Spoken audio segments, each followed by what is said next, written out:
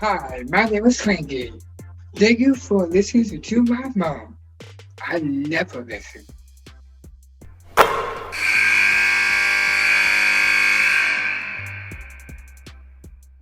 Number 2 of Nothing But Net with Debbie Antonelli. Hi, I'm your host, and I am so excited about the return of college basketball. The fans are ready. The players and coaches are ready. I've been to a lot of different practices. I can see the excitement, and I can also tell you that on the women's side, the product is really good. We're going to get into that a little bit, but for now, instead of going through like a list of 1 through 10, I'm just going to talk about the things that are topical to me as we begin the season. I cannot wait to see all of my friends, my fans, not my fans, but the fans out in college basketball. And I can't wait to be back on the floor in practice with the players and coaches. It's going to be fun. Okay, so to start the season, here's what I want to talk about. Number 1 is the product is the narrative. That is the message this year. Now, you guys know I've got hashtag ticket selling player, hashtag shoot till your arm falls off. What will we put on this earth to do? Answer score. This year, I'm pushing product is the narrative. I don't want to hear coaches from all these power leagues talk about how great their league is. All the leagues are great. All the teams are good. The COVID year has allowed us to have super seniors. Teams are deeper, older, and the product is the narrative. That's what I'm selling, and I hope you'll join me in helping push out that narrative. Now, speaking of the product, let's talk about a couple of teams. I'm not going to go into a deep dive right now. We'll save that for another podcast, and we'll save some of this conversation for when we have a guest on our next show. But right now, I'm going to give you my AP top 5, maybe a little deeper, but AP top 5. This is my vote. South Carolina 1, Stanford 2, UConn 3, NC State 4, Maryland at 5. Okay, Louisville would be 6, and I'm already saying Dana who, as in Dana Evans, the 2-time ACC Player of the Year. I think Louisville will be deeper and in some ways better without a 20-point score on Dana Evans on the top of their floor. Let's see if I'm right. Let's see if Jeff Walls proves it to be right with his team. But let me tell you about the top 5. This is first world problems for these top 5 teams. They've got so much depth. They're 2 and 3 deep. They don't even know who's starting the games. What a problem to have. I've heard a lot of coaches talk about, I don't know who to start. I don't know who I'm going to play. Well, figure it out. You know what? Those that make shots should stay. If you're trying to get more players on the court, play with a faster tempo. If you want, go with the Dean Smith blue team, meaning just put 5 players out there for 2.5, 3 minutes and let them go as hard as they can and change the tempo of the game. You know, you can't always win unless you can affect the rhythm of the game. So think about that. And I'm not going to try to coach anybody's team. I'm just saying this is going to be really fun to watch how much talent are in those 5 programs, plus Louisville as a 6. Depending on seeding, because people are already asking me who my Final 4 is, and the first thing I always throw out is asterisk, depend on seeding, because you know we're going back to the G curve. I'm not going to have my heart start racing at the beginning of the podcast talking about that right now, so I'm going to pass on that for now. But my top 25 players have just submitted. I'm going to tell you who my top 5 are. Now, ESPN's going to put out a top 25. And everyone has opinions, and all of what we do is very subjective. So when I give an opinion, I usually give you a reason why I think so.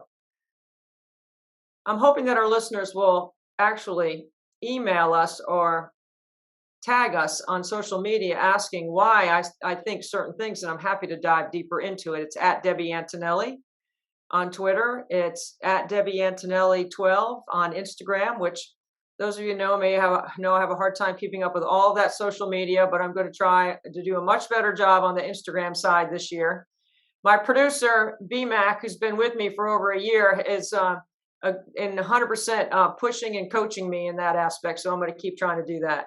I'm going to give you my top 5 players preseason, 1 through 5, 1A and 1B. Paige Beckers, Caitlin Clark. Paige Beckers, I think, has trademarked Paige Buckets. So we already know what she's capable of doing. She won every award last year with the exception of the Wade Trophy. The Wade Trophy now is allowing freshmen to be eligible. I don't know why that change came about, but that's how that's going to happen this year. 1B is Caitlin Clark. Caitlin Clark led the nation in scoring last year, led the nation in assists. They went to the Sweet 16. Lisa Bluter in her postgame, the head coach of Iowa, is saying, we got to play better defense to go a little bit farther. That's okay, Lisa. You keep selling that. But on the other side of the ball, Caitlin Clark is a wizard.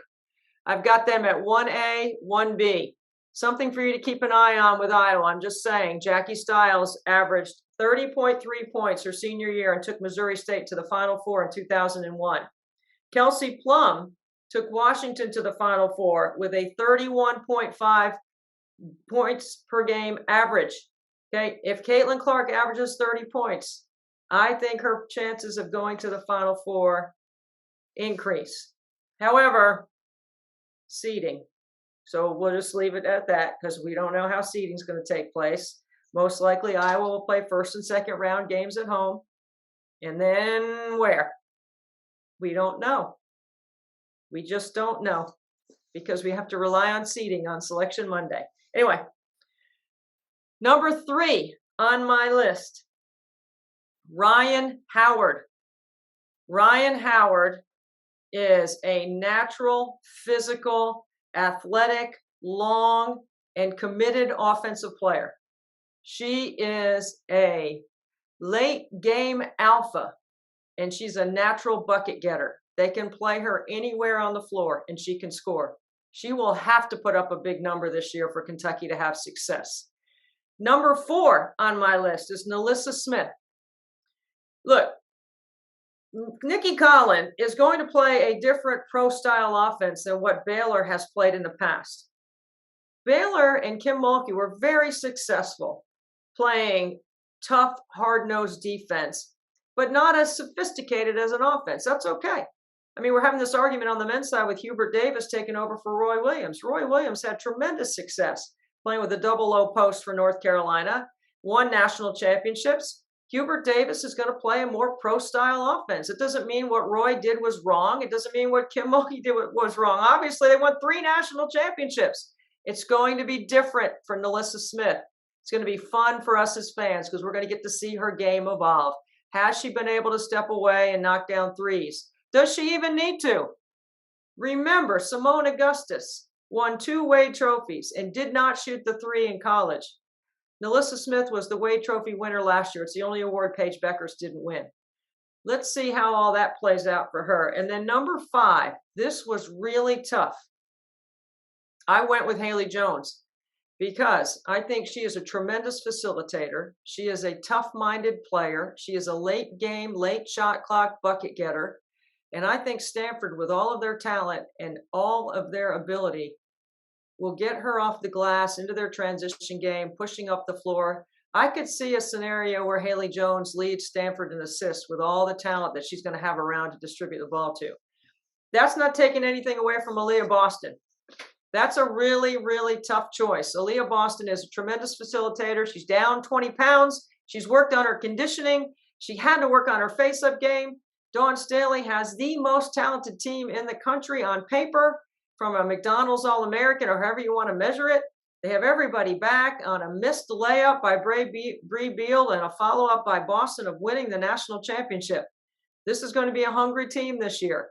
And Aaliyah Boston needed to change her game a little bit to get Carmilla Cardoso on the floor, who at 6'7" is really hard to guard. I see Boston pulling away from the bucket a little bit more and playing more on the top of the floor, where she is terrific at reversing the ball and diving to the block, where she's a really good passer from the high post area into the block. I see her changing her role a little bit. And I can tell she's a great teammate. I already knew that, but she's a great teammate by what she's done to get herself ready to compete at this level for another championship for Dawn Staley. Okay, so one of the big storylines was Kim Mulkey. I mentioned it before, her leaving to go from Baylor to LSU. Wow, it's still not so much mind-boggling as it is just wow. I look at it like this. It's an investment in our game. It's an investment in the product. Remember, the product is the narrative, and LSU understands that. There are a lot of places that have invested in women's basketball. There are a lot of places that are selling season tickets. Let me just give you an example, like South Carolina, okay? Dawn Staley calls them the FAMs, F-A-M, right? The family. It is a great campaign by her.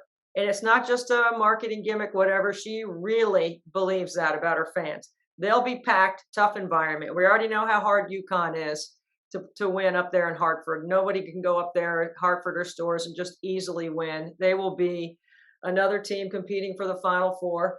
They'll play 2 games at home. Then they'll go to their regional in Bridgeport, which they probably already bought all the tickets for. To be honest with you, their fans, I wouldn't be surprised if every kid in New England has 2 tickets to the regional under their Christmas tree.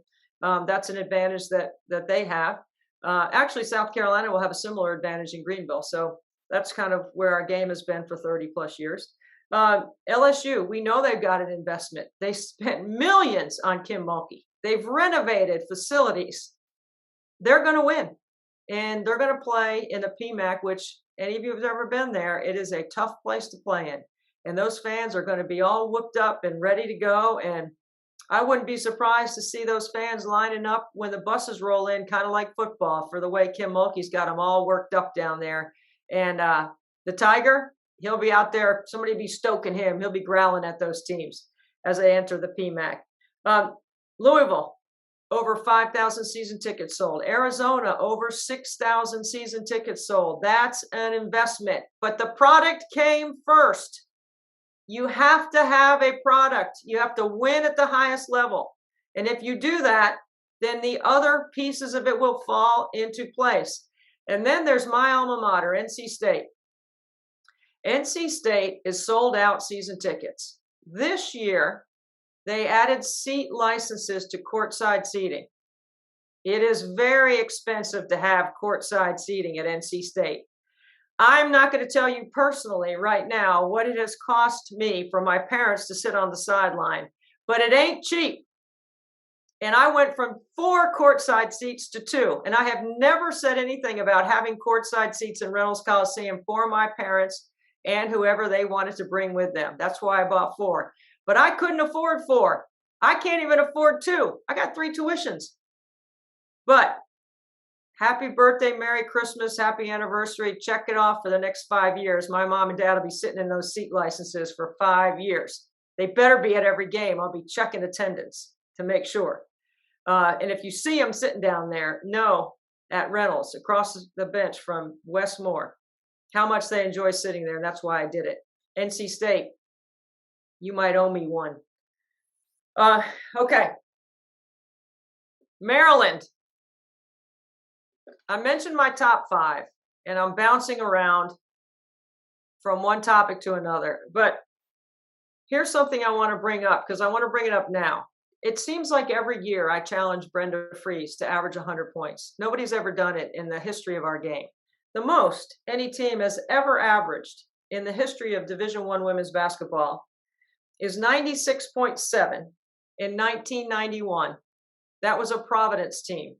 I checked. It wasn't Doris Burke's team. It was a team in 91. They led in the history of our game. The second most points, or total amount of points scored, was Long Beach State. Almost 3,500 points in 1987. That would have been back when Joan Bombacini was coaching a team that lost in the Final Four to Tennessee in 1987. Cindy Brown and Penny Toller are a couple of names that I'm sure women's basketball fans remember. That was a big-time offensive team that Joan Bombacini coached. Anyway, Maryland has, in their 2 exhibition games, scored 120 and 125. They've got everybody back. They're deep. They're athletic. They're good. They could average 100. I'm counting on Maryland scoring 100 points a game this year. I'm putting it out there publicly. See if they can do it. And then this year in college basketball, as we go across the landscape on the men's side, we all know Coach K is retiring. It's a incredible 40-plus year run that he's had at Duke and at Army and West Point.